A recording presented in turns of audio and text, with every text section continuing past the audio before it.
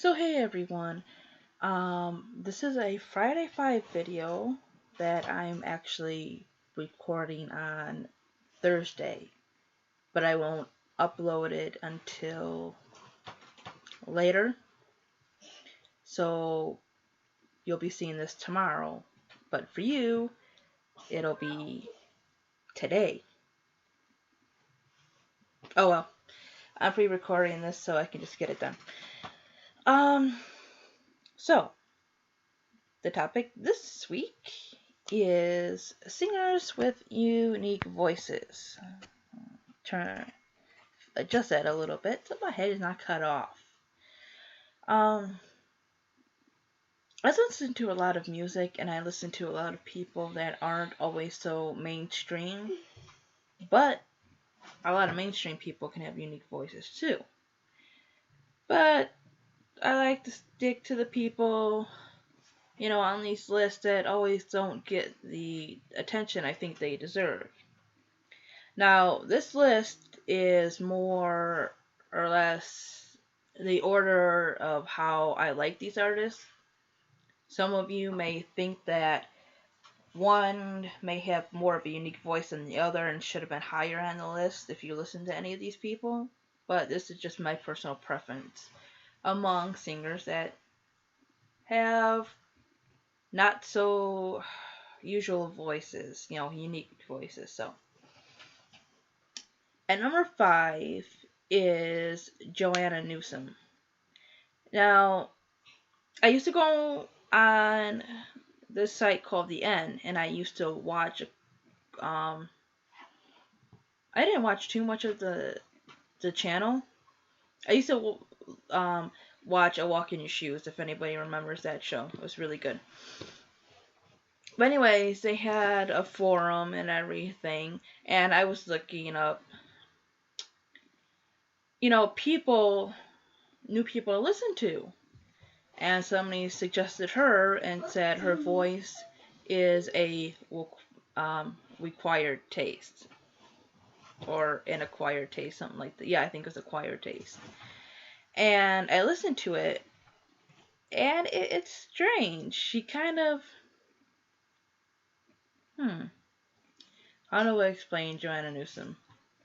A cross between something you would see in a theater, like a musical kind of thing, and a child singing, if that makes much sense.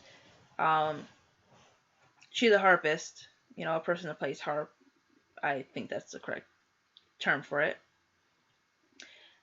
And her voice is very unique, and I enjoy the music. The reason she's at the bottom of this list is because her music really doesn't change. It kind of stays to the same pace all the time.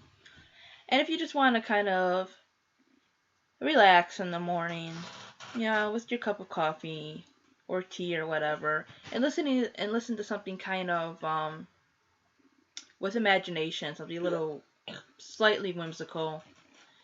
Yeah, I think she would do good. At number 4, I would pick another person I found off The N, and her name is Curly. Curly is kind of what was before Lady Gaga. A lot of people don't know about her, but she has a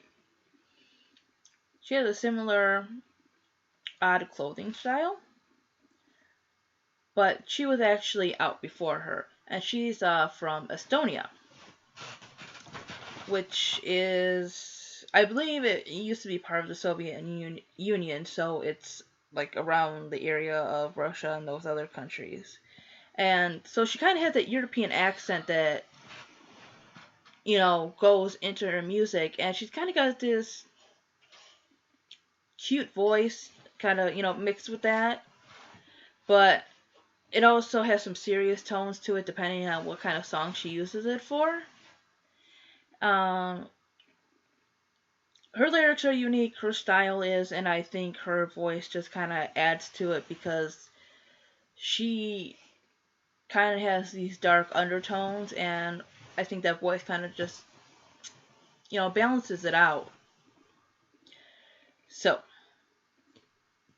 Who Number 3 is a new singer, and I kind of put her up at number 3 because I'm listening to her more.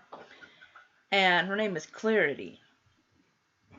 She kind of reminds me of Katy Perry in a way, except that I think her voice is a little bit better. And, I kind of like the style and her lyrics better. But yeah, she kind of, to me, is a little bit more of an edgier Katy Perry kind of sounding person. People pick on Katy Perry about her voice and everything, but I like it. How do I put this?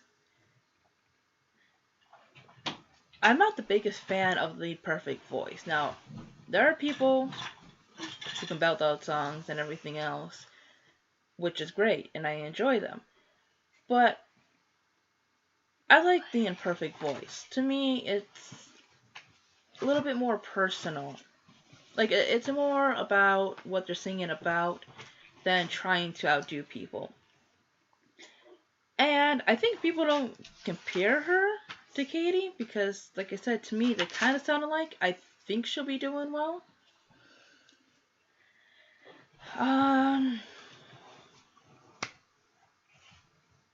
Where am I at? I'm losing count. Let's see. We've done Joanna. We have done Curly. We have done Clarity. The next one is probably one of my favorite people after Dido, like to listen to. And that's Imogen Heap. Imogen is another British singer, and that really comes out in her voice. She kind of is not really able to get rid of that accent.